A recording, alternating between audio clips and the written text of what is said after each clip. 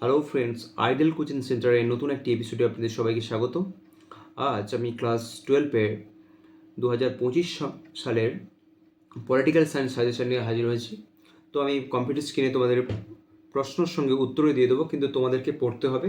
তো ভালো করে এই সাজেশনগুলো ফলো করলে উচ্চ মাধ্যমিক কোনো চিন্তার দরকার নেই, 100% গ্যারান্টি। 9টা কোশ্চেন দিয়েছি, তার মধ্যে 8টা আসছে, তোমাকে লিখতে হবে 5টা। ওকে, অথবা দেওয়া আছে এখানেও উত্তর সমেত। তুমি জাস্ট উত্তরগুলো দেখবে এবং তা খাতায় নোট ডাউন করবে, ভালো করে পড়ে যাবে এবং উচ্চ মাধ্যমিকে তোমরা ফুল নাম্বার পাও, এটা আমি চাই। Thank you.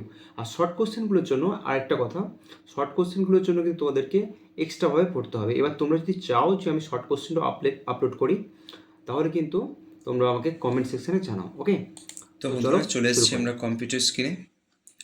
তো এখানে আমরা ধীরে ধীরে দেখে নেব যে মোট কতগুলি প্রশ্ন আছে এবং তার উত্তরগুলো। ওকে, দেখো, প্রথম প্রশ্ন, ক্ষমতা কাকে বলে, ক্ষমতার মূল উপাদানগুলি সংক্ষেপে ব্যাখ্যা করো। এখানে দেখো উত্তরগুলো কিভাবে দেওয়া আছে, এইভাবেই তোমরা কিন্তু লিখে নিতে পারো। ক্ষমতা কাকে বলে, ক্ষমতার মূল উপাদান ব্যাখ্যা করো। দেখো, তোমরা যদি চাও এখান থেকে ভিডিওটা পজ করে লিখে নেবে, ঠিক আছে? আমি তার পরের কোশ্চেনে যাচ্ছি। ভিডিও যাতে লেন্দি না হয় তার চেষ্টা করছি।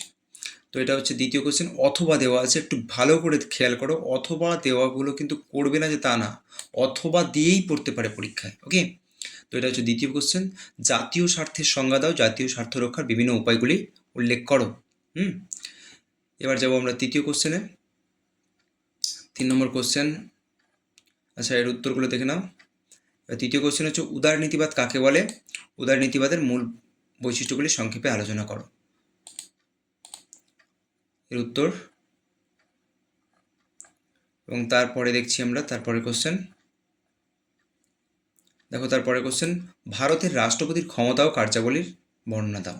দেখো, রাষ্ট্রপতির ক্ষমতা ও কার্যাবলী, তোমরা কিন্তু উত্তরটা বইতে বা মানে বইতে দেখবে খুব বড় আছে, কিন্তু আমি এখানে উত্তর যতটা সম্ভব ছোট করে দেওয়ার চেষ্টা করেছি। ওকে, তো এরপরে আছে কোশ্চেন, আচ্ছা পজ করে একটু লিখে নেবে তোমরা, উপসংহারটা দেবে অবশ্যই।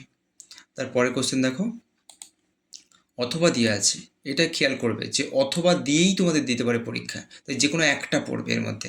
ভারতের যে কোনো একটি রাজ্যের মুখ্যমন্ত্রীর ক্ষমতা ও পদমর্যাদা আলোচনা করো।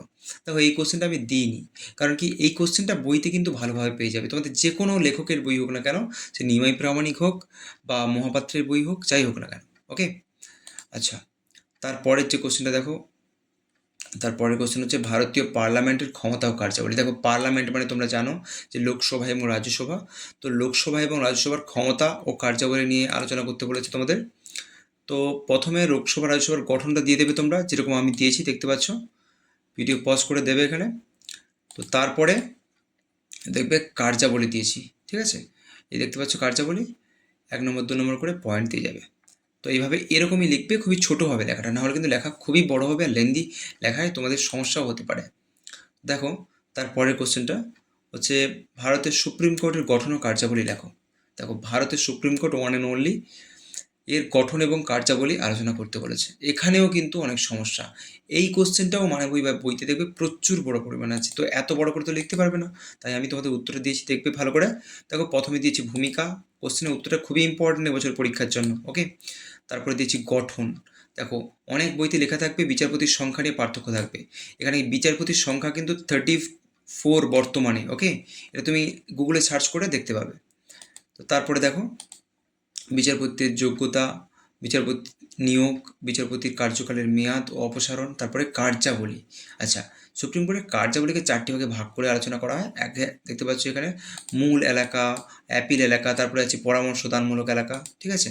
তো পরপর তোমরা এগুলো দেখবে আর লিখে নেবে। দেখো, পরামর্শদানমূলক এলাকা, তারপর হচ্ছে আদেশ ও লেখুজারি করতে। দেখো 5টা আদেশ, তোমাদের পুরোটা এলাবোরেট করতে হবে না।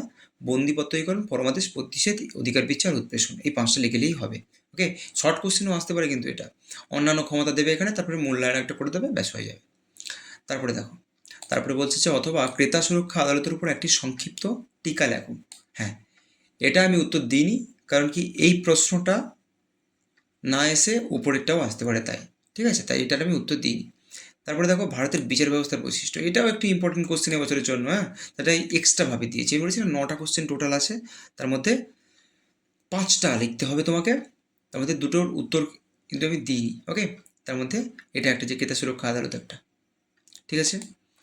তো এরপরে দেখো এই ভারতের বিচার ব্যবস্থার বৈশিষ্ট্য, এগুলো তোমরা একটু স্ক্রিনশট দিয়ে লিখে নাও। ব্যাস, শেষ হলো। তো শেষে বন্ধুরা আমি বলতে চাই যে এতগুলি কোশ্চেনের মধ্যে মোট 5টা কোশ্চেন তোমাকে পড়তে হবে। তবে বেশিরভাগ দেখে রাখবে যেগুলো অথবা দেওয়া আছে, অথবা দেওয়ার প্রথমেরগুলো তুমি করে রাখবে। প্রথমেরগুলো করে রাখলেই কিন্তু তোমাদের সমস্তটুকু পড়ে যাবে। তাও যারা আরও একটু ভালো করে পড়াশোনা করতে চাইছো, বেটারভাবে করতে চাইছো, তোমরা কিন্তু একটা কাজ করবে, তোমরা সমস্ত প্রশ্ন উত্তরগুলো আমাদের ভিডিওগুলি ভালো লেগে থাকলে লাইক, শেয়ার এবং সাবস্ক্রাইব করে দেবেন এবং বন্ধুদের মধ্যে ছড়িয়ে দেবেন। Thank you.